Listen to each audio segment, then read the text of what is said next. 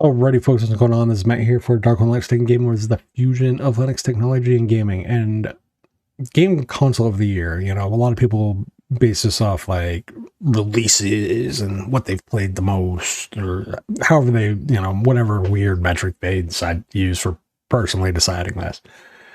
And I've looked at, do I go based off what I've played off the most, et cetera, et cetera.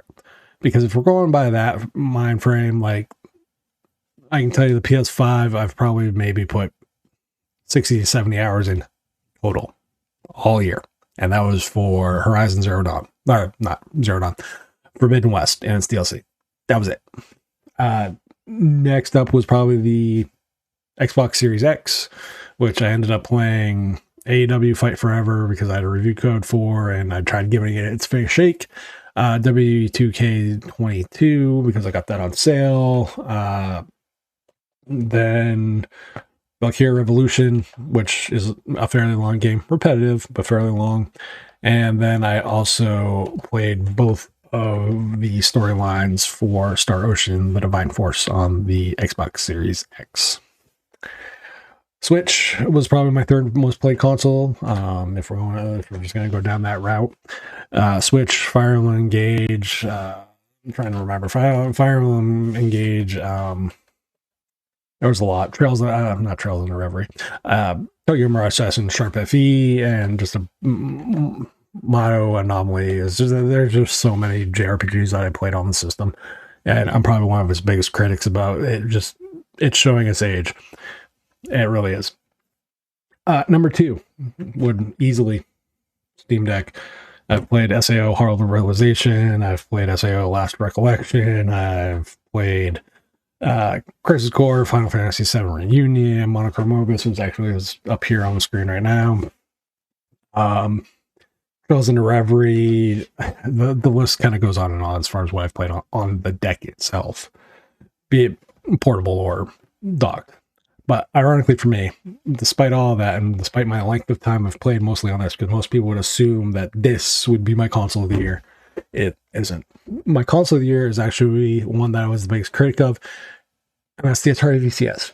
Now, why would I have this device, which I criticized to no end when they initially announced that they were ending their production run with their current OEM partner? Because history does have a tendency to repeat itself, and that history generally has to do with support. Usually support falls off a fucking cliff with these devices.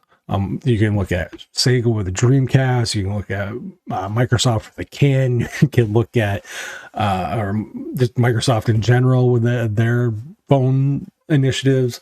You can look at BlackBerry. You can look at HP with the touchpads. The WebOS devices, for those that don't know what that is. So OEMs don't have a great fucking track record of like long-term support for these devices. So I was very skeptical about what Atari would be doing, and just based solely off the news. They have pleasantly surprised me. Just looking at what they've done, they've put out at least 3 major updates to the OS, which is severely needed. The back end was a fucking mess. The initial user experience was 100% like, it was not a device, if you were not a tinker, that I could recommend. Like, if you just wanted to drop it and go console style device, it was not it, bro. However, they have fixed, from what I can tell, at least from the last time I bought one, the experience has been fixed for the most part. I'm not sure about the zip code one. That seems to be still something that's potentially up in the air. But they've had game releases, fairly major game releases there. So there's been that. And they've also made it so you can still kind of have an open device that a lot of us tinkerers love about the deck, is that you can pretty much tweak it and do it in kind of hardware wise what you want, software wise what you want.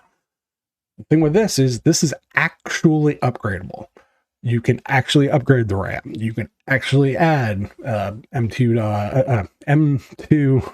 SATA SSD. So you can mess around, like if you have the password, you can mess around with the RAM timing and that stuff and get more performance out of the system. You can upgrade to 32 gigs of RAM, which I've done. Just there's a lot of different stuff you can do, and I've also installed Chimera OS on it as my go-to device and my go-to OS. And the one thing I've learned is it's more of a social system for me. Like the style of games is not like the style of games that I generally play. The style of game on here is very story focused, very long, and very, I don't want to say drawn out, but its focus is not necessarily gameplay, but story and providing an experience that way. This taps back into my old school feel of a console gamer, where I am very much all about the gameplay. You know, I've played Ends Reach. I've played a fair bit on the Atari OS side, but I've also played a fair bit on the Steam OS side or Chimera OS side, whatever you want to call it.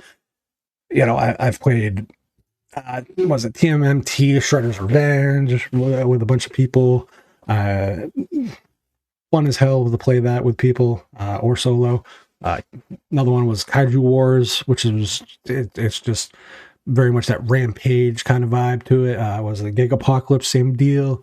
Like there are just certain games that certain hardware that makes me feel more willing to play certain games than I do when I'm on, say, something like this or PlayStation or whatever. So for me, this reignited my love of strictly just gameplay. Now I've played long ass titles on it. You know, I've played some Persona 5 Royal on it. I've played some Tales of Berseria and Tales of Zestiria. What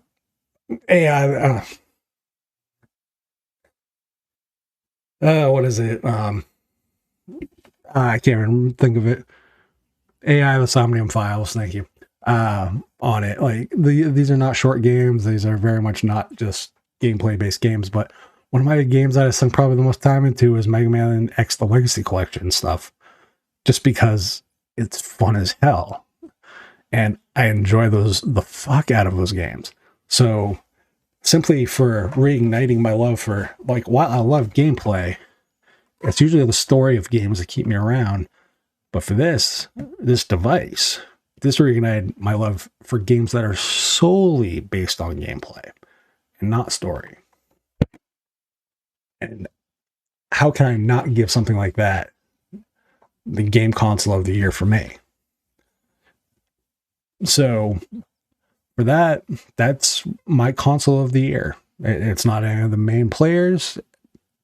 It's kind of the outcast. It'd be like naming the console of the year for somebody.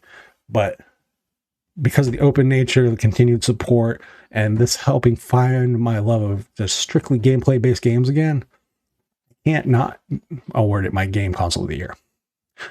So let me know, what was your game console of the year this year? Was it, you know, one of the major players, or was it some weird random outlier?